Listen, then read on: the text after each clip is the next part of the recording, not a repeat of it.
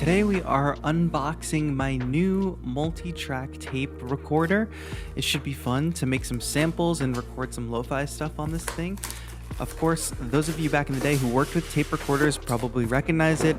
Those of you who are from probably my generation and above maybe haven't used one. So I think this should be a fun look at this analog recording style. I actually used to own this back in the day, but I never really used it and I ended up selling it. So I just rebought this one on eBay. They're a little bit easy to find if you want to buy them secondhand.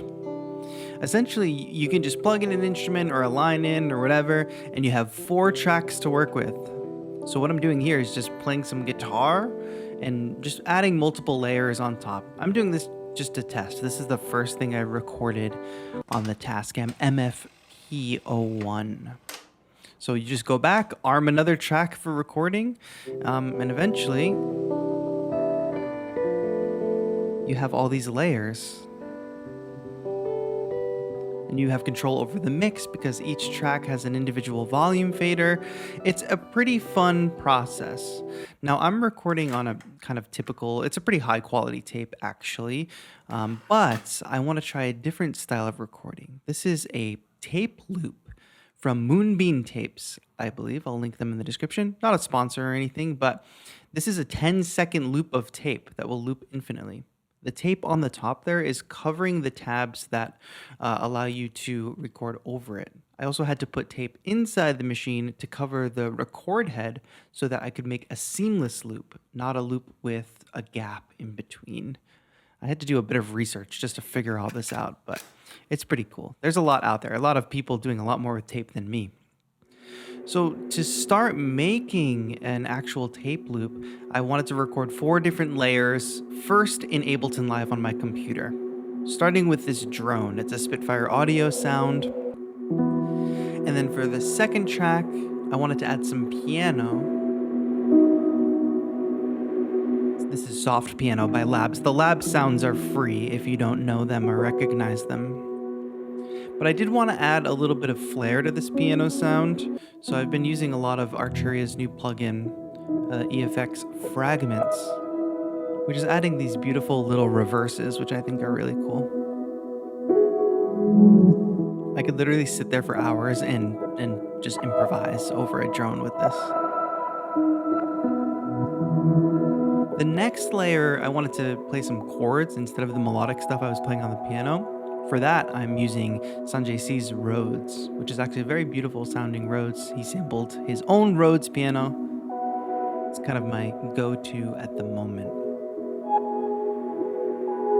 The final layer is just a field recording of some birds chirping that I took on a recent trip to Austin. So remember, this is all happening on the computer, but now what I want to do is take each of those layers and record them individually onto the tape. So one by one, I went ahead and recorded just a random 10-second portion. Track 1 is this bird chirping. You'll hear it start to repeat. Track 2, we've got the Sanjay C chords. And I'm not really paying attention to rhythm at all. It's just whatever 10-second loop I got, that's what I got. Follow that up with the drone sound.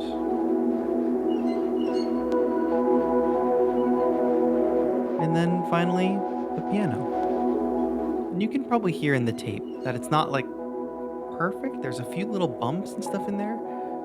There's definitely noise, but this is the beauty of tape. This is why I want to work on tape, for this specific sound quality.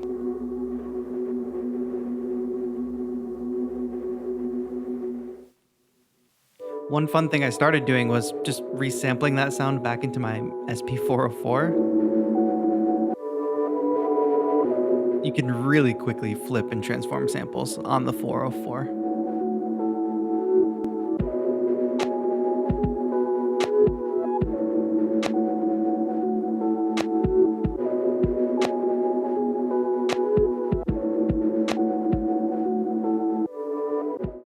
Ultimately, that idea was fine, but I wasn't feeling very inspired beyond that. So what I wanted to do next was take that sound and create some layers with it. So just using the sample from the tape, I actually recorded it back into the computer. From there, I created other layers. I did some transposed up an octave layers, panned them left and right, added more of that fragments plugin, and then I took that and started chopping it up. And here's what happened.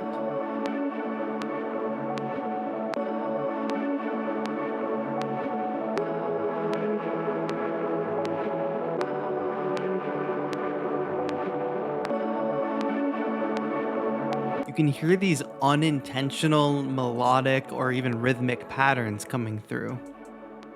From there, it inspires a groove.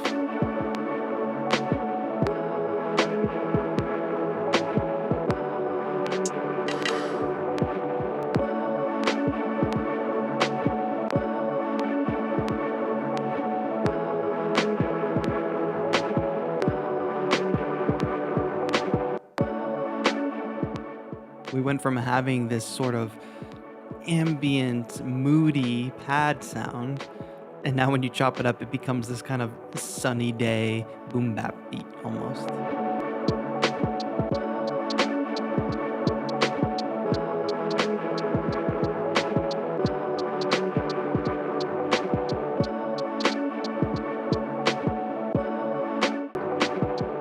Decided this track definitely needs some bass, so I went ahead and grabbed my electric bass, which is not in the best shape, but let's just throw a bass line on that.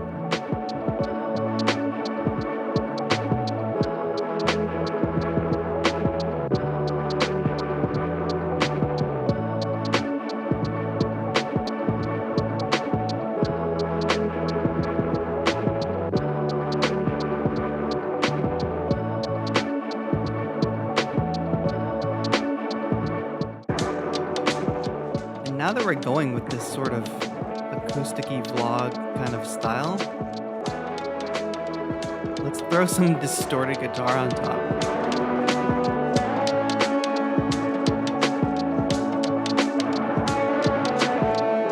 Eventually, I find a melody to play.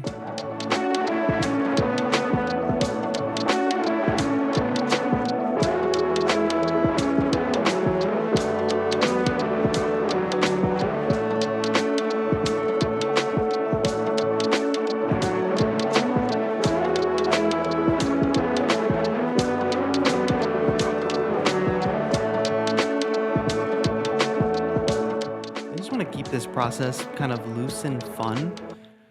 I mean, the whole idea of getting the tape recorder was to be kind of experimental.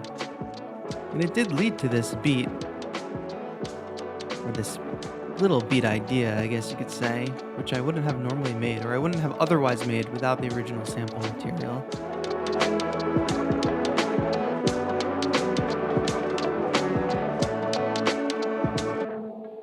Overall, I'm having a lot of fun with tape recording. I don't know if any of you out there have experimented with tape, potentially doing your own sample recording. I want to do a lot more, and I think I can get a lot more mileage out of that drone alone beyond this beat. I don't even know if I'll finish this beat, but it was definitely a fun experiment.